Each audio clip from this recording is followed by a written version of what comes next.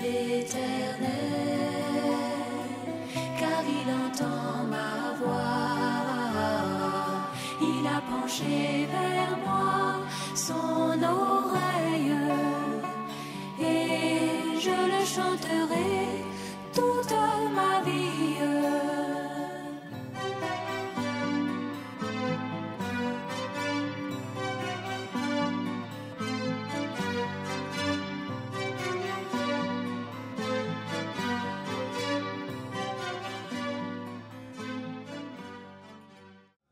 Gloire à Dieu, que Dieu bénisse notre bien-aimé frère, qu'il bénisse chacun de nous. La dernière fois, nous nous sommes appuyés sur l'enseignement qui nous a été donné, c'est-à-dire nous devons prier parce que la prière est une nécessité vitale. C'est-à-dire, c'est une question de vie. Quand tu n'as pas la possibilité de prendre de l'air pour entrer dans ton corps, tu vas comprendre que c'est important. Moi, un matin, je me suis levé, je crois que c'est le dimanche passé, le ventilateur a soufflé dans mes narines et mes narines étaient bouchées. Et pendant que je dormais, je ne me rendais pas compte, j'ai ouvert la bouche et toute ma gorge était séchée. Donc, je ne pouvais plus ouvrir, je ne pouvais pas fermer. Et c'était compliqué. Il a fallu beaucoup de gymnastique et beaucoup de trucs pour essayer de prendre de l'eau chaude avec des matatomes, tout ça. Woussou. Et puis, quand mes petites narines là se sont débouchées, j'ai compris que respirer, c'est vital. Respirer, c'est vital. Mais on dit manger, c'est bon, boire, c'est bon, tout ça, c'est bon. Mais chaque chose que Dieu a placée à sa place. Amen. Les petits trous là, avec tout le corps là, vous voyez, c'est des petits trous. La bouche n'est pas faite pour respirer. Une fois que vous êtes obligé de respirer par la bouche, c'est vraiment un cas de détresse. Alors que Dieu nous aide. Amen. Un chrétien qui n'arrive plus à prier, c'est pas bon. C'est-à-dire, il n'a plus d'entretien avec Dieu. Parce que dans la prière, on parle à Dieu. Et quand on parle à Dieu, Dieu nous parle. Amen.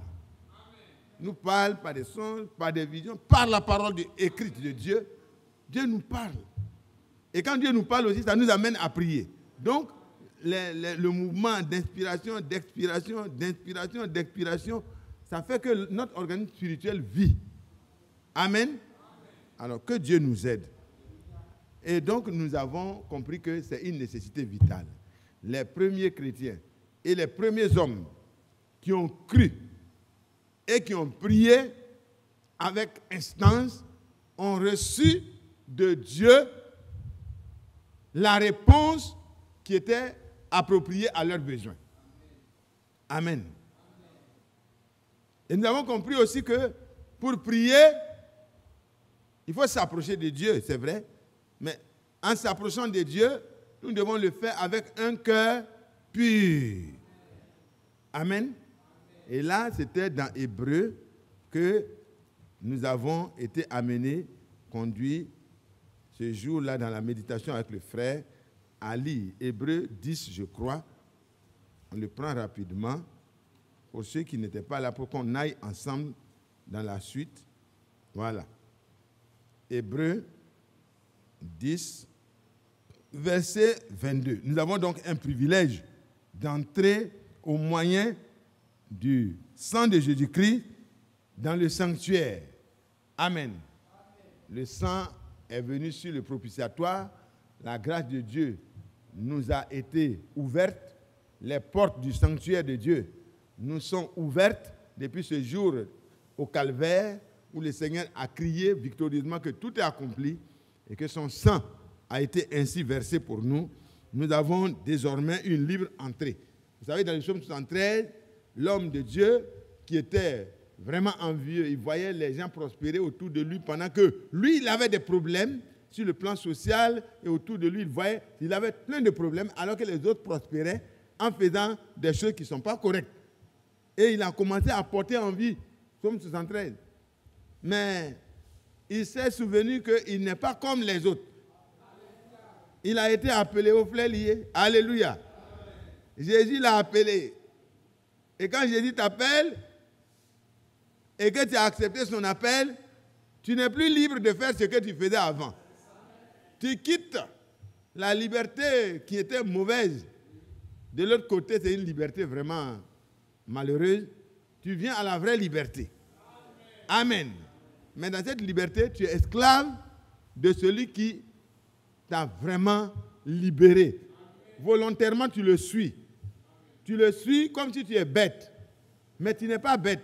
Alléluia. Tu es intelligent plus que les intelligents. Alléluia. Parce que Dieu va montrer devant que c'est toi qui as raison. Amen.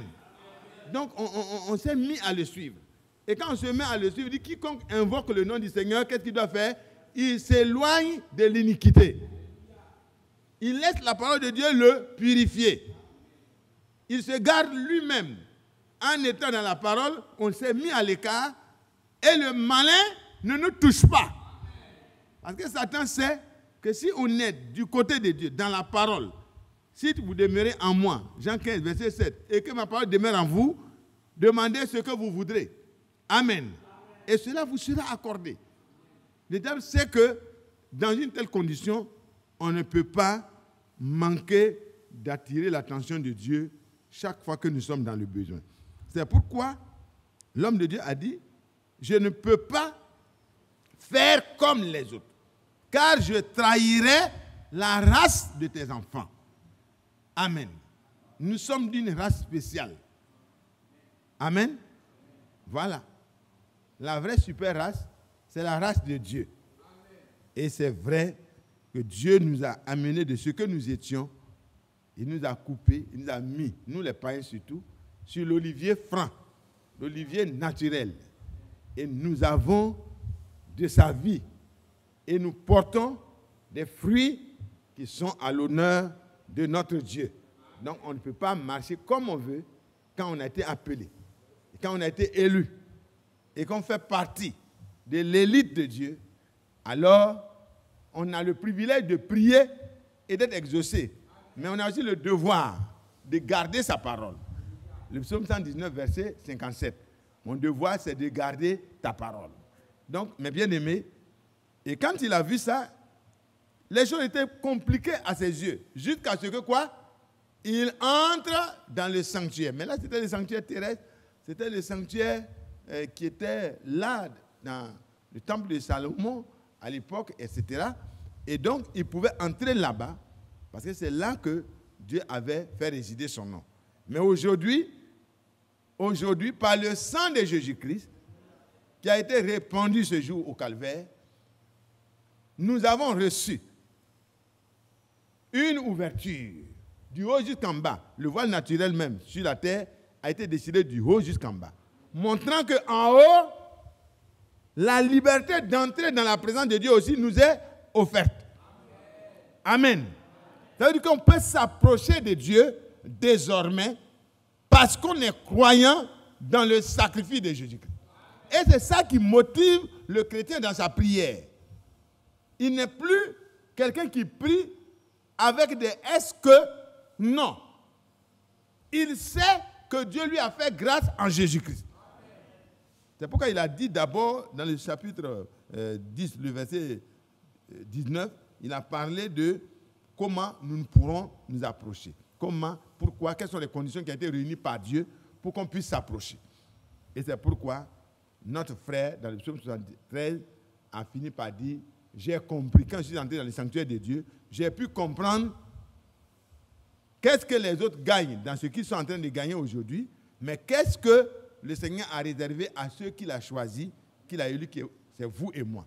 Donc ici, nous avons la meilleure portion. C'est ici que nous pouvons prier et les choses que sur le plan naturel, l'homme ne peut plus faire, Dieu va le faire pour nous. C'est pourquoi ici, il conclut. Bon, il dit au verset 22, « Approchons-nous donc avec un cœur sincère. » Amen. Dieu veut la sincérité. il veut qu'on soit sincère dans notre approche. Parce que nous avons la libre entrée, ce n'est pas nous qui avons fait ça. Nous avons un souverain sacrificateur établi sur la main, ce n'est pas nous qui avons fait ça. C'est le don de Dieu, c'est la grâce de Dieu. Si nous acceptons ça, désormais Dieu nous donne une libre entrée et nous devons nous approcher avec un cœur sincère. Dans la plénitude de la foi. Parce qu'il est écrit que celui qui approche de Dieu, il doit croire que Dieu existe et qu'il est le rémunérateur de ceux qui le cherchent. Et la foi, justement, c'est la ferme assurance. Une ferme assurance des choses qu'on espère de Dieu. On espère ça de Dieu parce que Dieu nous a promis ça. Donc la foi ne peut pas être possible s'il n'y a pas de promesse de la part de Dieu. Notre foi est ancrée là. Pourquoi Abraham ne pouvait pas douter, même 20 ans après, même 21 ans, 22 ans, 23 ans après, il ne pouvait pas douter parce qu'il pouvait rappeler à tous ceux qui pouvaient se moquer de lui, Dieu a dit. Donc la foi, ce n'est pas de l'enthousiasme. Non. La foi est fondée sur ce que Dieu a dit. Et quand Dieu dit, il ne peut pas se renier. Quand il promet et quand il fait le serment, alléluia, il ne peut pas se renier. Ce n'est pas possible. Dieu n'est même pas de nature à se renier. Amen. Il est fidèle. C'est pourquoi Abraham, quand il attendait, il dit, il espérait contre toute espérance parce qu'il savait que celui à qui il a affaire là, il est le El Shaddai, le seul El Shaddai. Alléluia. Il est Jéhovah Jireh. Il peut pourvoir là où il n'y en a pas. Et il sait aussi qu'il est fidèle. Quand il parle, il fait ce qu'il a dit. Est-ce que vous entendez, frères et sœurs? Je ne sais pas si vous comprenez.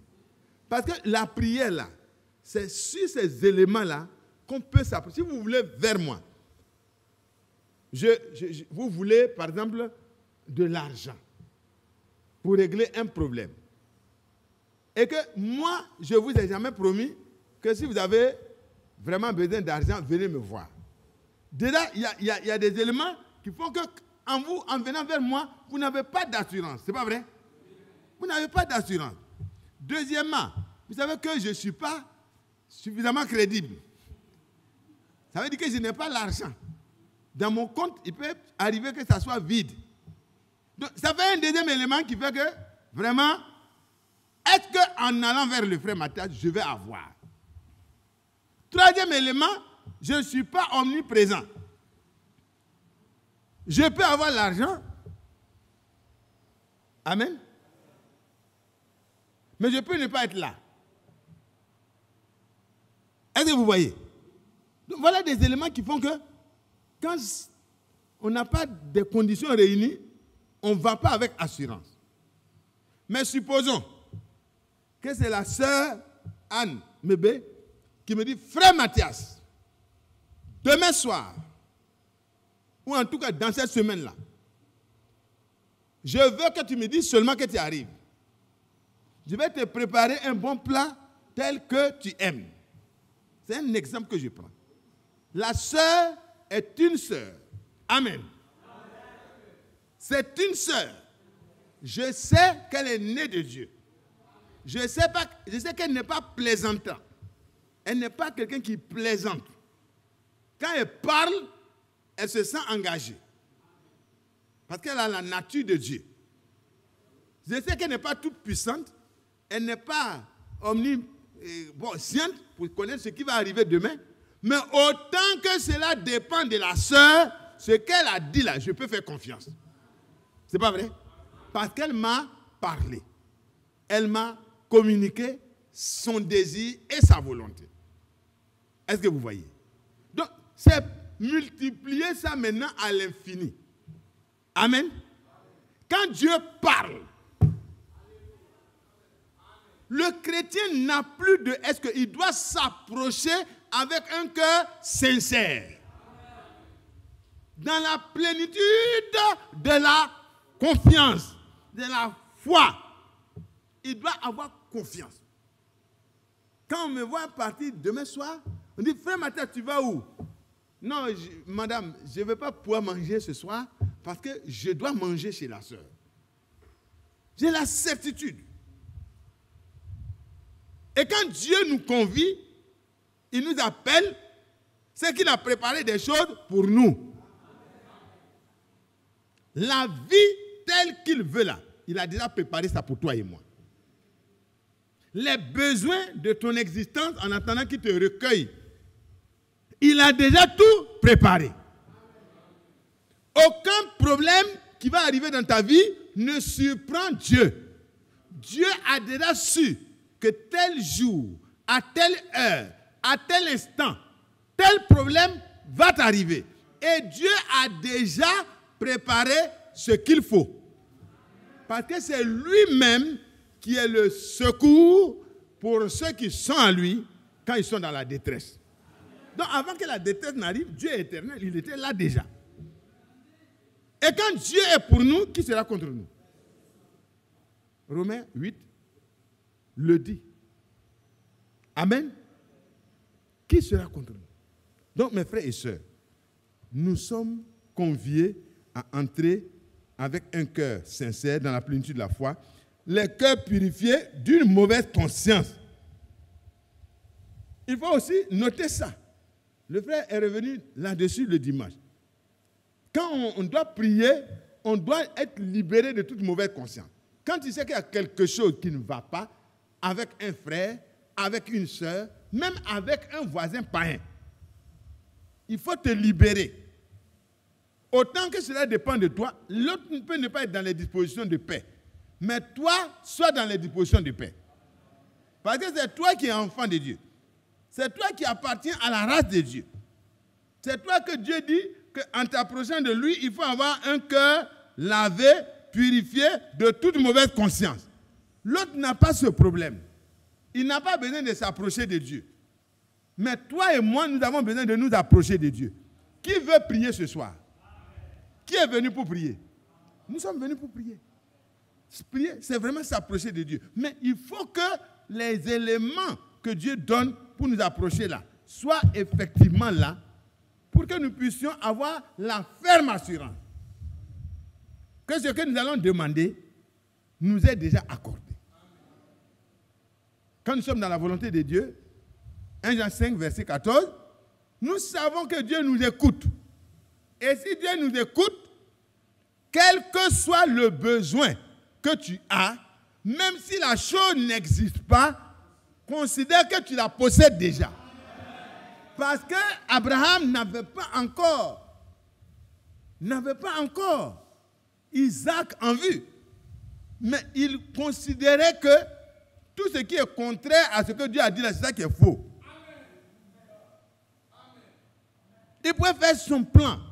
Il pouvait voir son héritage déjà vraiment géré. Parce que Dieu lui a dit, je vais te donner de grandes bénédictions. Il dit, mais qu'est-ce que cela représentera si je n'ai pas d'héritier? Si c'est celui qui est né dans ma maison, esclave né dans ma maison, qui va posséder tout ça, mais je n'ai pas d'héritier. Et Dieu lui dit, non, j'ai tout prévu.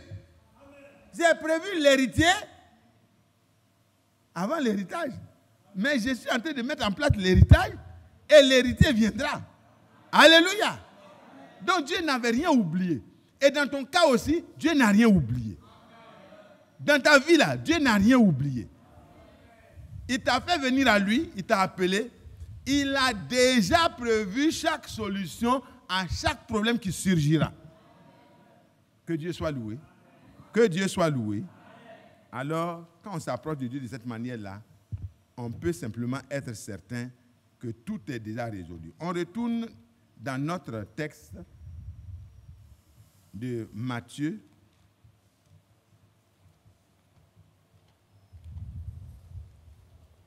Matthieu, au sujet de la crainte. Voilà. Matthieu 28. Matthieu 28.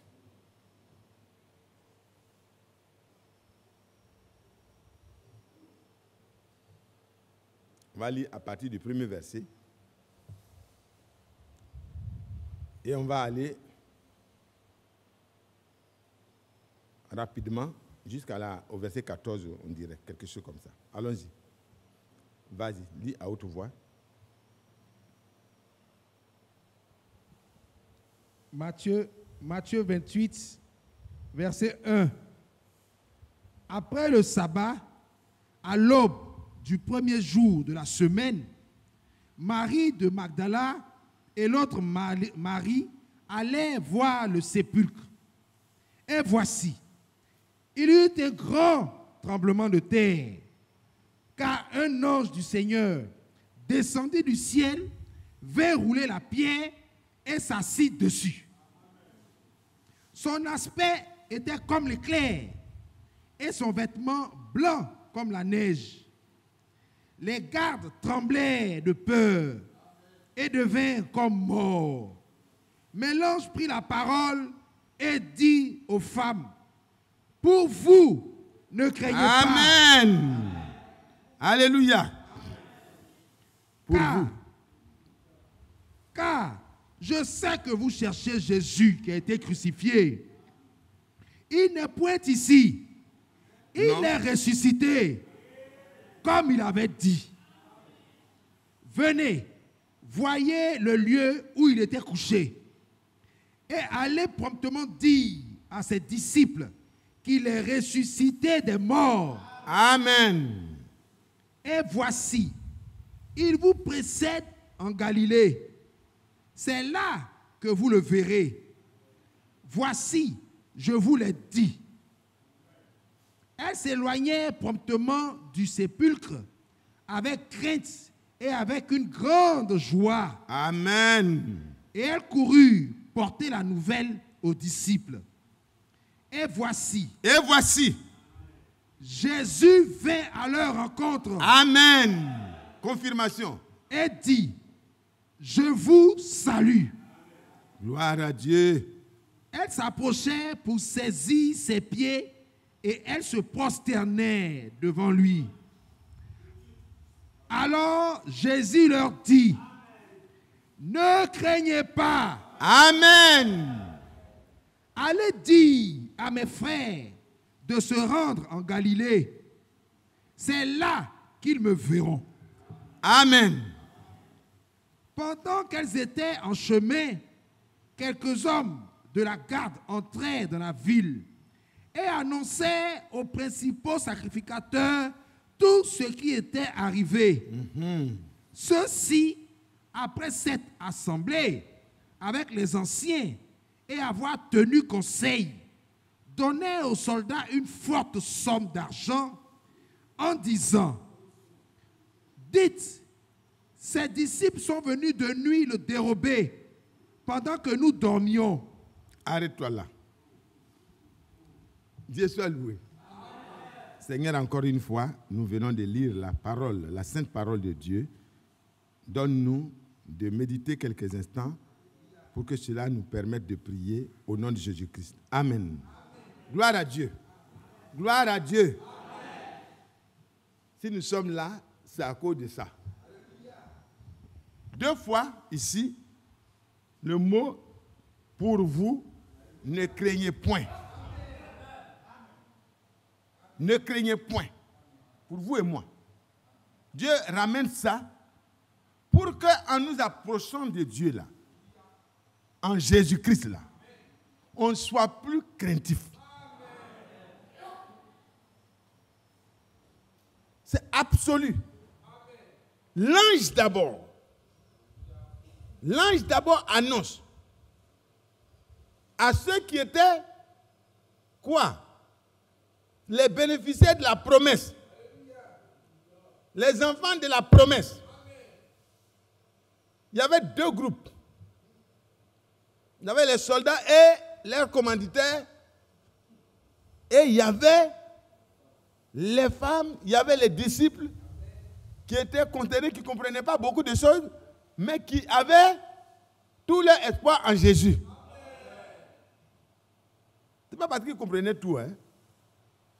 Mais ils étaient du bon côté. Alléluia. Elles sont venues au sépulcre pour voir. Et les autres ont dit, cet homme-là, que nous savons n'est pas le Messie là. il est un imposteur, il se dit. Alors, il a dit des choses avant sa mort. Il a dit qu'il va être mis à mort. Il a décrit exactement comment les choses allaient se passer. Et nous nous rendons compte que c'est vraiment nous les hommes, les souverains sacerdotes et autres, qui avons comploté la chose. Tout ce qu'il a dit de ce côté s'est accompli. Nous l'avons remis entre les mains des Romains parce que nous n'avons pas le pouvoir de faire mourir quelqu'un comme ça. Et les Romains, qui sont les païens, comme il l'a dit, ils l'ont fait mourir. Nous venons de constater, le dernier soldat a mis la lance, il s'est rendu compte qu'il est effectivement mort. Les rochers se sont fendus, la terre a tremblé, les montagnes, vraiment, ont reçu de grandes secousses et le voile s'est déchiré du haut jusqu'en bas. Nous voyons des événements jamais vus. La terre est devenue sombre depuis midi jusqu'à 15 heures. Jamais vu. La nuit en plein jour. Et il est mort sans avoir souffert comme les autres. Il a souffert, bien sûr. Mais je vais dire qu'il souhaitait qu'il agonise jusqu'à plusieurs jours. Mais il devait mourir ce jour. Et 3 jours, le 3e jour, il devait ressusciter.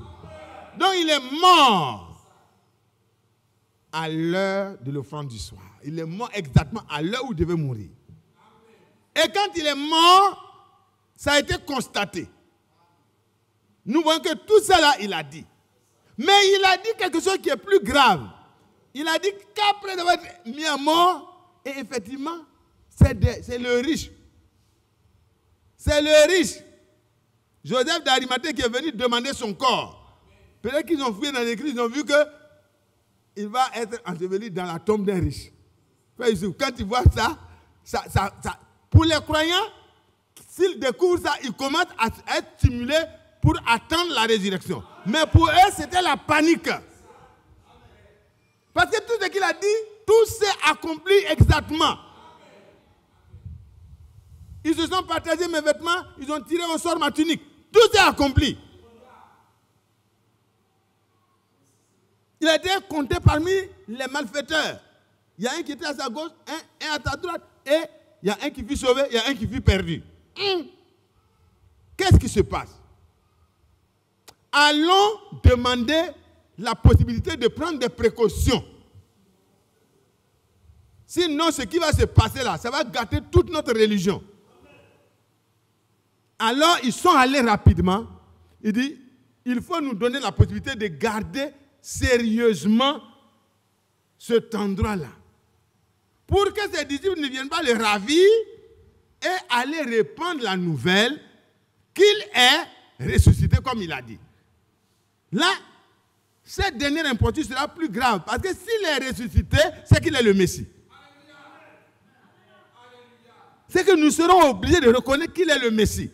Alors, cette dernière chose-là, permettons pas. Et ça, c'est le diable qui était là. Le diable voyait que tout est passé et le Seigneur a dit tout est accompli. Tout est accompli. Tu as aidé même à accomplir tout ce que l'Écriture a prévu. Donc, il n'y avait plus de recours. Le Seigneur a vaincu la mort, le séjour des morts et tout. Mais là, il était dans la première étape où il est mort effectivement pour nos péchés.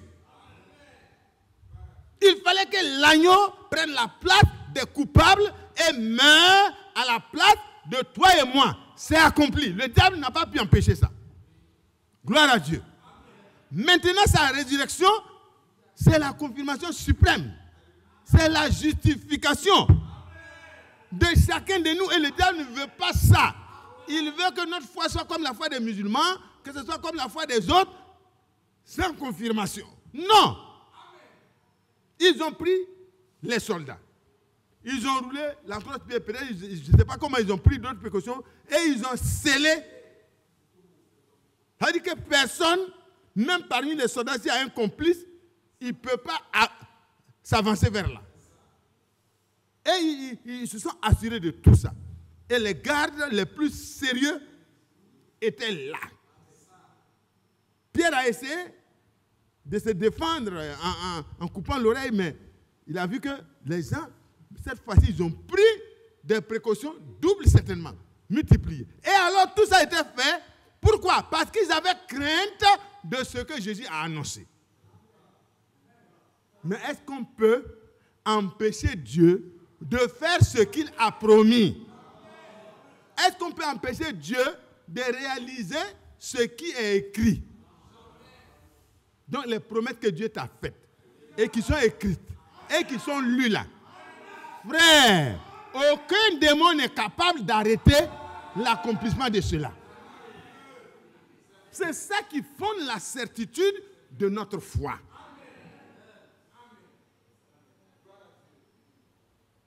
Voilà, ils sont partis, ils ont pris toutes les précautions et voilà, les choses vont se dérouler de manière catastrophique pour eux. Le 3e jour là, c'est le dimanche matin. Ils étaient tous là. Quand le jour s'approchait, à partir de minuit déjà, c'est le jour qui commence à faire ses pas. Alors ils étaient sur leur garde. Personne ne dormait. Parce que quand vous regardez, il y eut un grand tremblement de terre. Car un ange du Seigneur descendit du ciel, vint rouler la pierre. Il ne s'est même pas occupé du seau. Le seau a volé. Frères, sœurs, les précautions du diable pour enfermer ce que Dieu t'a promis sont vaines. Parce que Dieu ouvrira et te donnera de voir ce qu'il a promis. Il ne faut pas douter. Il ne faut pas craindre. Comment ça va se faire alors que les précautions ont été prises par l'ennemi? Ça, ce n'est pas ton problème. Viens et vois. Elles sont parties là où il fallait partir. Et elles vont voir ce que Dieu a promis. Si tu es ici pour voir ce que Dieu a promis s'accomplir, tu le verras s'accomplir. Marthe, je t'ai dit, allons. Là où l'avez-vous mis? Oui. Seigneur, tu l'as dit. Marthe, enlevez la pierre. Dit, Seigneur, là, c'est compliqué. Il sent déjà, il est pourri déjà. Il dit, mais est-ce que je ne t'ai pas dit que si tu crois, tu verras la gloire de Dieu? Ne t'ai-je pas dit ça? Alors, la foi de Marthe a été fortifiée. Le Seigneur a le pouvoir d'agrandir et d'affermir ta foi. Quand il parle, c'est dans ce but. C'est pour que tu aies désormais confiance que ce que tu attendais là, et puis tu commences à perdre confiance, tu commences à être un peu affaibli là. Le Seigneur vient à ton secours pour réaliser ce qu'il a dit. Ne doute plus. Ne t'ai-je pas dit que si tu crois, tu verras la gloire de Dieu? Reste dans ta foi. En fait, autrement, c'est ce que ça veut dire. Reste dans ta foi. Et elle a dit oui. Seigneur, je suis la résurrection et la vie. Et il va le prouver. Il parle, Lazare sort. Et les gens veulent prendre des précautions pour arrêter celui qui est la résurrection et la vie. Ce n'est pas possible, le garder en tombe.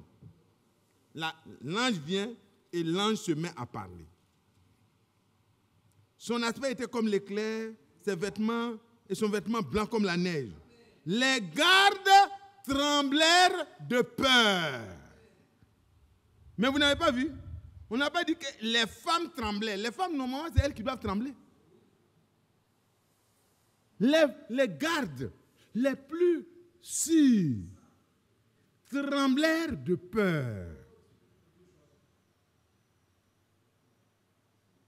Mais l'ange prit la parole et dit aux femmes, pour vous, ne craignez pas. Car je sais que vous cherchez Jésus qui a été crucifié. Jésus qui a été crucifié là. Il n'est point ici. Il est ressuscité. Comme il vous l'avait dit. Amen. Donc, je rappelle ça. Que le Seigneur, ce qu'il a dit là, ne peut pas ne pas s'accomplir. Malgré toutes les précautions qui peuvent être prises par l'adversaire. Venez et voyez le lieu où il était couché. Pour les amener à l'évidence, il dit, bon, pour que vous ne partez pas, dit, on nous a dit, venez et voyez le lieu où reposait son corps. Les femmes ont regardé, elles ont vu que c'était libéré. Les linqueurs étaient là, à leur place et tout. Mais celui qui était enveloppé n'était plus là. Frères et sœurs, soyez certains, nous sommes en train de vous prêcher ce que Dieu nous dit de vous prêcher. Mais si vous croyez, Dieu lui-même va vous croiser et il va vous confirmer que c'est vrai. La suite, c'est vraiment beau. Quand je lis ça, j'étais heureux. J'ai dit, mais comment ça? Et l'ange va leur donner une mission. Allez promptement. Dites à ses disciples qu'il est ressuscité des morts. Allez. Proclamez à ses disciples. Dites-leur, témoignez-leur que comme le Seigneur l'a dit, il est vraiment ressuscité. Et on était au 3e jour.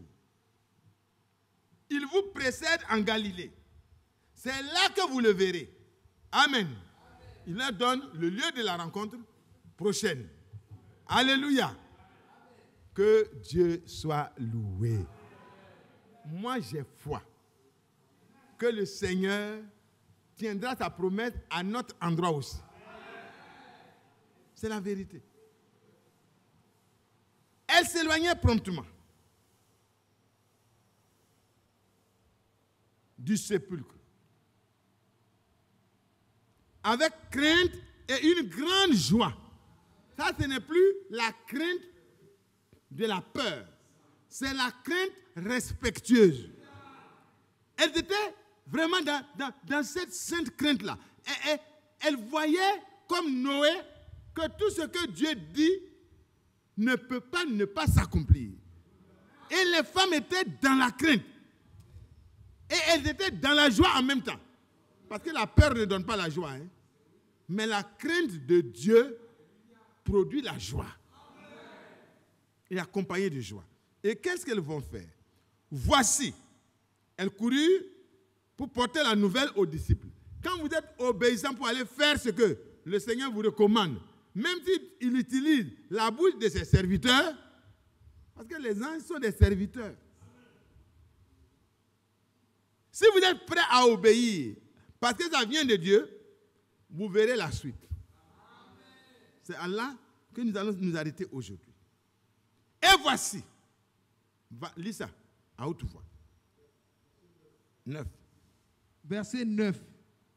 Et voici, Jésus vint à leur rencontre et dit, je vous salue. Amen. Elles s'approchèrent pour saisir ses pieds et elles se prosternaient devant lui. Amen. Elles étaient dans l'adoration. La parole de Dieu, la promesse de Dieu venait de s'accomplir et venait d'être confirmée par Dieu lui-même. Qu'est-ce qui reste? C'est l'adoration. C'est l'adoration. Est-ce que vous pensez que les disciples ce jour-là, les femmes avaient des besoins?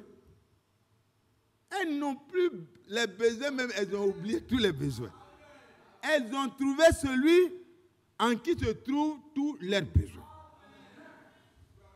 Ce soir, je veux que nous en arrivions là. S'approcher de Dieu là. Que ce soit pour prendre lui-même. Alléluia. Pour être englouti dans lui-même. Pour que lui prenne toute la place. Elles ont reçu le message par l'ange. Elles ont cru au message que l'ange leur a donné. Elles se sont mises à marcher selon le message. Et Dieu les a rencontrés pour confirmer le message. Est-ce que vous suivez? Le message doit être une source de joie, une cause de joie. Et ça doit nous amener à une crainte respectueuse. On doit trembler. On ne peut plus être dans ce message et continuer à parler comme on parle. On ne doit pas être dans ce message et avoir de l'hypocrisie dans son cœur. On ne doit pas être dans ce message et avoir encore Non, nous devons être saisis d'une seule chose. Le Seigneur ressuscité nous a donné une commission. L'ange nous a transmis le message. Allez dire aux autres que le Seigneur, selon sa promesse, est ressuscité. Ils ont couru. Ce soir, est-ce que nous sommes prêts, autour de nous, à répandre la bonne odeur de Jésus-Christ? Est-ce que toi et moi, nous sommes prêts, avec un cœur sincère, une foi vraiment ferme, et le cœur lavé de toute mauvaise conscience, à permettre aux hommes qui ne sont pas encore informés que Jésus n'est pas fondateur d'une religion, mais c'est le crucifié pour nos péchés et ressuscité. Il faut que cela soit publié par notre vie. Ils sont partis. Et le Seigneur les rencontre. Jésus vint à leur rencontre et dit, je vous salue. Elles s'approchèrent pour saisir ses pieds et elles se prosternèrent devant lui. Quand l'ange a fini de donner les révélations à Jean, il a voulu se prosterner, l'ange lui a dit non, garde-toi de le faire. C'est devant Dieu seul qu'il faut se prosterner. Mais quand les femmes se sont prosternées devant le Seigneur, qu'est-ce qui s'est passé? Il n'a pas dit ne le faites pas. C'est la révélation de la divinité. Quand moi j'ai lu ça, j'ai dit, mais c'est beau, dans la parole de Dieu, tout est là. Elles se prosternèrent et l'adorèrent. Les mariolâtres, ne vous prosternez plus devant la statue de Marie. Prosternez-vous devant le Seigneur Tout-Puissant. Même pas devant la croix qui est dressée. Non. Ayez la possibilité de croire ce que Dieu dit, pour que le Seigneur vienne à votre rencontre. Vous aurez le vrai sujet d'adoration. Ce soir, est-ce que tu es différent des autres?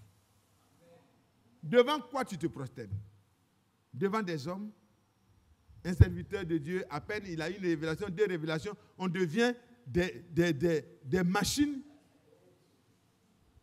Tant que cet homme de Dieu n'a rien dit, on est là. Non, frère, allons plus loin. Le messager, quand il vient, il annonce Jésus-Christ. Il a dit, celui dont je vous parle, qu'il est ressuscité, il n'est pas ici là.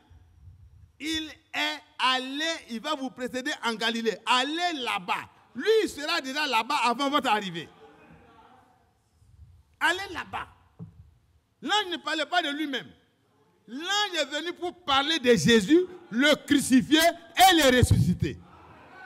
Et l'apôtre Paul, l'ange du premier âge, il n'a pas parlé de lui-même, il a parlé de Jésus, le crucifié et le ressuscité. Il a annoncé qu'il reviendra nous chercher aussi.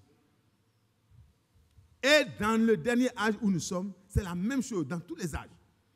Dans le dernier âge, c'est la même chose que nous devons comprendre. Nos cœurs doivent s'attacher à celui qui est crucifié et qui est ressuscité. Ne craignez pas. Allez dire à mes frères de se rendre en Galilée. C'est là qu'ils me verront. L'ange a dit, le Seigneur a confirmé la même chose. Qu'est-ce que je veux dire par là? Frères et sœurs, nous n'avons plus de raison de garder des problèmes qui n'ont pas été résolus. Ce n'est plus normal. Parce que frère, ceux qui doivent avoir la peur et la crainte au ventre, c'est ceux qui refusent de croire Jésus. Regardez toute la gymnastique qu'ils étaient en train de faire. Verset 11. On va comparer les deux groupes. C'est le même groupe qui était en train de prendre des précautions avec leur chef là. C'est le même groupe qui commence à partir du verset 11 encore des précautions. Vas-y.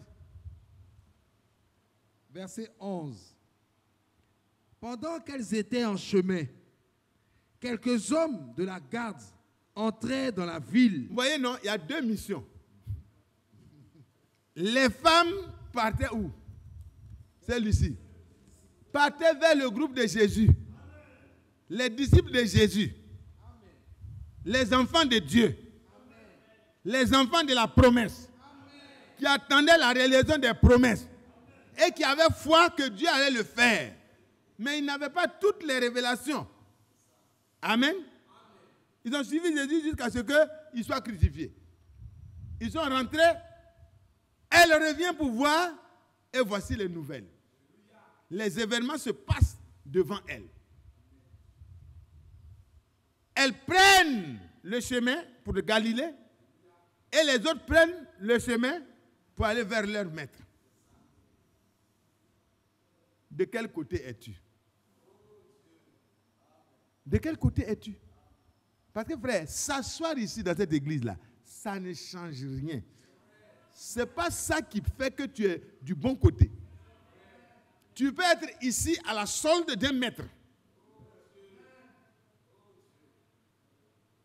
Les souverains d'Accusateurs, ce n'étaient pas des gens qui étaient des mauvaises personnes. Mais ils avaient une mauvaise inspiration. Ils n'avaient pas encore compris ce qui se passait. Et ils croyaient qu'ils pouvaient maîtriser les événements pour changer la nature des événements. Ce n'est pas possible. Premièrement, vous n'avez pas pu empêcher les événements de se dérouler jusqu'à la mort de Jésus. Vous n'avez pas empêché la terre de trembler. Vous n'avez pas pu empêcher les rochers de se fendre. Vous n'avez pas pu empêcher le voile de se dessiner du haut jusqu'en bas. Vous n'avez pas pu empêcher le centenier d'être témoin pour dire ce que j'ai vu là, je n'ai jamais vu ça. Celui-ci là est véritablement le Fils de Dieu, comme il le dit. Maintenant, vous n'avez pas pu tout à l'heure empêcher celui que vous appelez le prétentieux là de ressusciter. Ce n'est pas les disciples qui sont partis annoncer. Ce sont les soldats à la cause de sa qui sont allés rendre compte. Lis. Verset 11.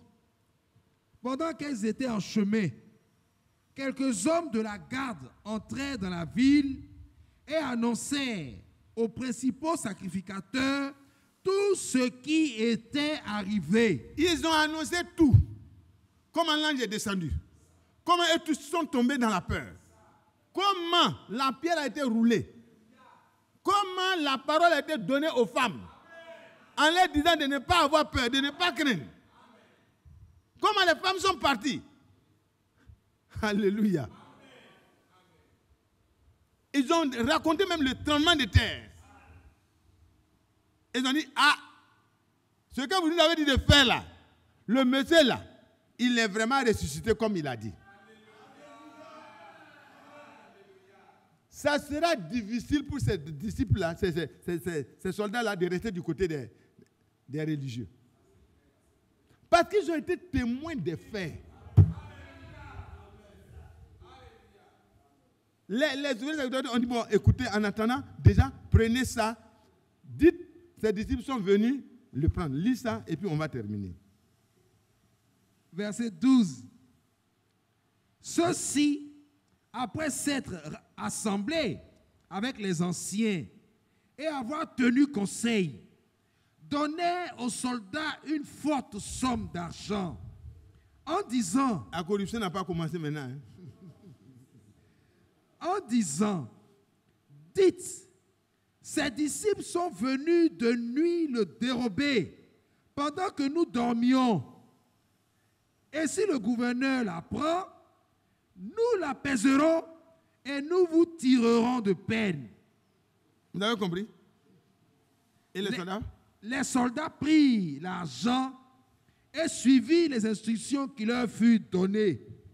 Et ce bruit s'est répandu parmi les Juifs jusqu'à ce jour. Vous avez compris? Frère, celui qui voit ce que Dieu fait et qui refuse de voir, on ne peut plus l'aider à voir. Celui qui voit et qui refuse d'être du côté des croyants, ça va être très difficile pour ces soldats-là de s'en sortir. Parce qu'ils ont pris l'argent de bonne conscience. Ils ont commencé à répandre des fausses nouvelles. Et les femmes qui étaient les plus faibles ont reçu la parole du messager de Dieu. Et elles ont pris la parole du messager pour aller répandre ce message à tous ceux qui n'étaient pas informés. De quel côté es-tu? Ce soir, de quel côté es-tu? Es-tu prêt à parler de ce que le Seigneur a fait dans notre temps? Es-tu prêt à témoigner de la vraie parole confirmée? Parce que les femmes ont reçu les paroles de l'ange, mais par la suite, Dieu a confirmé ça avant qu'elles commencent à annoncer. Dieu a confirmé ça. Elles sont allées répandre la bonne nouvelle du côté des disciples. Eux sont allés répandre la mauvaise nouvelle du côté des religieux. Pour leur dire que ce que nous ne voulons pas là, c'est arrivé. Est-ce qu'on ne peut pas croire en ce Jésus? Est-ce que vous ne pouvez pas faire confiance au Seigneur? Rien n'a empêché le Seigneur d'accomplir chaque étape qui était dite de lui. Et pour être dit de son vivant, qui de vous peut me convaincre que ce que la parole de Dieu a promis que je dois faire ou que je dois être là n'a pas été fait? Il peut le dire encore aujourd'hui devant vous et moi. Si le Seigneur l'a fait, pour ce qui concerne notre rédemption, pour les besoins que vous avez, mes frères et sœurs, sachez que le Seigneur a tout réglé. Celui qui a vaincu la mort, qui est ressuscité le 3e jour, y a-t-il quelque chose qu'il ne peut pas régler pour toi? Pour vous, ne craignez pas. Et le Seigneur ressuscité dit, ne craignez pas. Allez parler sans peur. Allez dire aux autres ce que vous savez. Ce soir, je veux demander à chacun de nous de ne plus taire ce qu'il sait. Frères et sœurs, on a prié pour les sujets, on a prié pour... Mais regardez, ce qui était préoccupant pour le Seigneur, c'est que la bonne nouvelle de son sacrifice et de sa résurrection soit annoncée à qui de droit. La plus grande catastrophe dans la vie d'un homme, ce n'est pas d'avoir des problèmes dans son foyer, des problèmes par-ci, des problèmes par-là. C'est de ne pas connaître qui est le puissant sauveur. Zacharie avait dit, le Seigneur nous a cité un puissant sauveur. Un puissant sauveur qui est venu de la maison de David. Il est né exactement selon les promesses. Mais à la fin, les disciples avaient tout le témoignage complet. Il n'est pas seulement né comme cela a été prophétisé dans la maison de David, à Bethléem, selon tout ce qui a été prophétisé par Michée et Ésaïe, mais il est allé toute sa vie, il a vécu comme un agneau qui n'a pas de défaut. Et à la fin de sa vie, il a donné sa vie en sacrifice pour que les péchés de chaque pécheur soient pardonnés. Et à la fin des temps, il nous a envoyé le message. Pour que le bon message, la vérité qui a été proclamée au temps des apôtres, soit connue par nos contemporains. Tu as reçu cette bonne nouvelle. Tu en as le témoignage. Aujourd'hui, le Seigneur t'envoie en mission. Il faut prier pour ça. Tes problèmes là, mets ça de côté. Marie avait des problèmes. Marie de Magdala avait des problèmes. Mais il y avait plus que cela. Elles sont reparties dans la crainte de Dieu et dans la joie au cœur. Pour annoncer la bonne nouvelle que Jésus, le Sauveur, le Seigneur, dont Zacharie a parlé, dont les prophètes ont parlé, qui est venu, qui a été mis à mort, est ressuscité. Nous sommes témoins, nous l'avons vu, nous l'avons adoré. Il faut que les autres sachent qui il faut adorer. Je veux ce soir qu'on limite notre sujet. Allez dans Matthieu 28, verset 19. Verset 18, 19. Verset 18, 19. Matthieu 28, c'est la suite. Matthieu 28, verset 18. Jésus, s'étant approché, leur parla ainsi. Tout pouvoir m'a été donné dans le ciel et sur la terre. Amen. Non, Verset attends, frère. Nous sommes à la fin. Hein. Jésus le ressuscité. Les gens ont pris toutes les précautions pour qu'il ne ressuscite pas. Et s'il n'était pas ressuscité, il ne pouvait pas être celui qui peut dire tout pouvoir m'a été donné. Parce que la mort aurait eu un pouvoir sur lui. Le séjour des morts aurait pu le garder. Le péché aurait empêché Dieu de le ressusciter. Mais il n'est pas mort pour ses péchés. Il a été fait péché pour nous. Et ici, il dit, à toi qui doutes encore. Parce que si vous lisez au verset 17, il dit, mais quelques-uns eurent des doutes. Pendant que Jésus est là, il y a des gens qui sont assis ici dans l'assemblée qui ont des doutes. Alors que quand tu as des doutes, tu ne peux pas recevoir quelque chose de Dieu. Tu es comme une feuille que la main est en train de balloter. Frère, sœur, je ne veux pas que tu quittes ici avec des doutes. Parce que si tu as des doutes, tu ne pourras pas être un témoin. Jésus va leur dire, allez, c'est temps approché. Verset 18. 18. Jésus, s'étant approché, leur parla ainsi. Tout pouvoir m'a été donné dans le ciel et sur la terre. Allez, faites de toutes les nations des disciples. Amen. Amen. Faites de toutes les nations des disciples. À qui ça a été dit? Aux apôtres d'abord, mais à tous ceux qui croiront aussi par la parole des apôtres. Aujourd'hui, nous avons reçu le témoignage que les apôtres ont rendu aussi.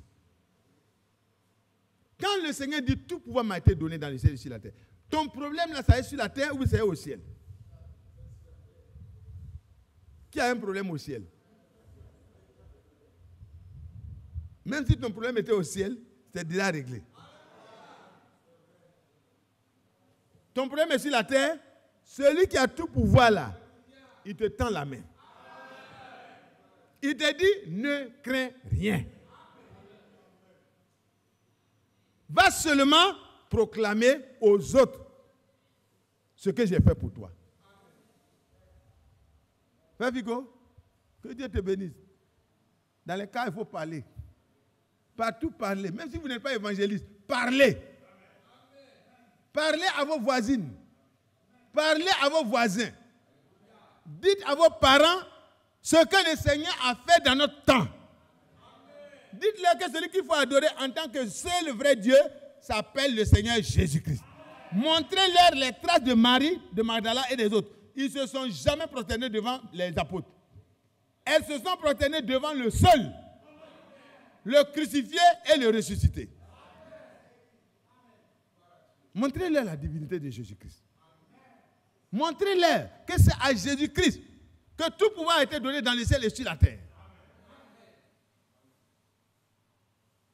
Il n'y a pas une autre personne dans la divinité, sinon le pouvoir lui aurait manqué. S'il y a 3 personnes, alors qu'un seul concentre tous les pouvoirs, les autres font quoi alors? Non, Dieu n'est pas dans un pouvoir figuratif. Ce soir, je veux qu'on prie pour que le Seigneur nous donne son esprit pour aller témoigner de la résurrection de Jésus-Christ. Vous avez compris le sujet? Il dit, tout pouvoir m'a été donné. Allez, faites de toutes les nations des disciples. Le baptême et tout ce qui suit, vous le savez. C'est l'ordre que j'ai voulu qu'on lise. Qui est prêt? Qui veut être capable? Qui veut être rendu capable? Qui veut que le Seigneur enlève la timidité pour qu'il puisse parler aux autres? Si ça devient des problèmes de doctrine, vous pouvez demander aux frères de venir vous aider, sœurs. Ah, j'ai parlé, ils sont en train de me poser trop de questions. Venez répondre. Sinon, j'ai engagé la chose. J'ai parlé de mon Jésus. Mais ce que le frère Branham dit doit être pris en compte. Ne sautez pas plus haut que votre vie. Les gens vous connaissent dans les quartiers. Il faut qu'ils sachent que ce que vous étiez avant, vous n'êtes plus la même personne. Les femmes sont parties à la tombe, au sépulcre, en étant dans la peur et la crainte. Mais elles sont reparties du sépulcre en étant dans la crainte de Dieu et dans la joie. Et cette joie a été mise à son comble le jour de la Pentecôte. Parce qu'elles ont suivi jusqu'au bout les instructions du Seigneur. Je ne vais pas prier pour que Dieu vous donne le Saint-Esprit. Mais je peux vous amener par la parole de Dieu à croire que Dieu est capable de vous donner tout ce qu'il a promis. Est-ce que Dieu a promis le Saint-Esprit? Est-ce que Dieu a promis le Saint-Esprit? Pour que ceux qui doivent aller témoigner soient des témoins appuyés. Les apôtres pouvaient dire, nous sommes témoins. De même que le Saint-Esprit, que Dieu a donné à ceux qui lui obéissent. Pour que Dieu donne la parole, pour que Dieu donne les messagers, pour que Dieu donne son esprit. C'est pour que la bonne nouvelle de la crucifixion et de la résurrection de Jésus-Christ soit publiée à tous. C'est la plus grande mission. Frère, c'est la plus grande mission. Ta vie doit être accompagnée du signe. Et ta parole qui sort de ta bouche doit être confirmée par Dieu comme étant vraiment venant de lui. Nous ne devons plus nous taire. Les gens ont des choses qui ne sont pas vraies, ils parlent. Nous avons la vérité, on se tait. Frères et sœurs, parlons de Jésus. Parlons de Jésus. Recentrons les choses dans le Jésus de la Bible. Le ressuscité. Il n'est point ici. Il est ressuscité. Il vous précède en Galilée. Et puis finalement le Seigneur vient et dit, me voici. Ne craignez point. La paix soit avec vous. Donc ce soir,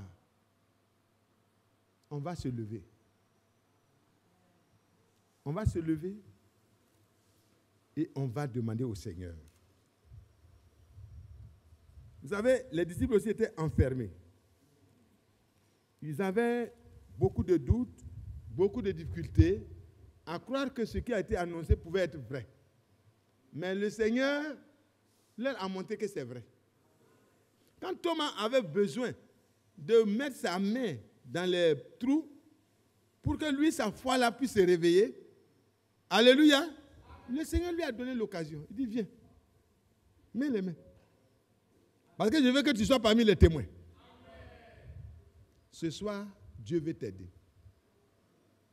Il faut que tu sois prêt. Parce que, frère, quand le Seigneur nous a enseigné sur la communication avec Dieu, c'est ceux qui ont reçu, qui ont accepté, et qui ont en eux la parole de la promesse et le Dieu de la promesse, qui communiquent plus librement. Donc nous allons prier le Seigneur ensemble.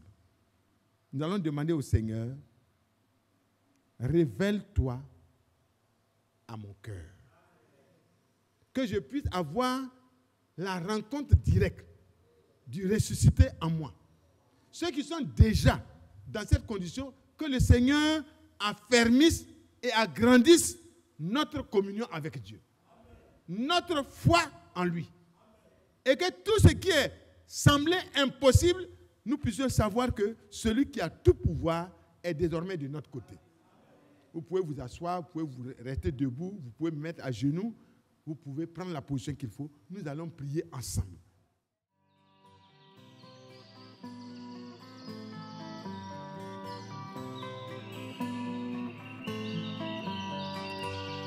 J'aime l'Éternel, car il entend ma voix. Il a penché vers moi son oreille, et je le chanterai.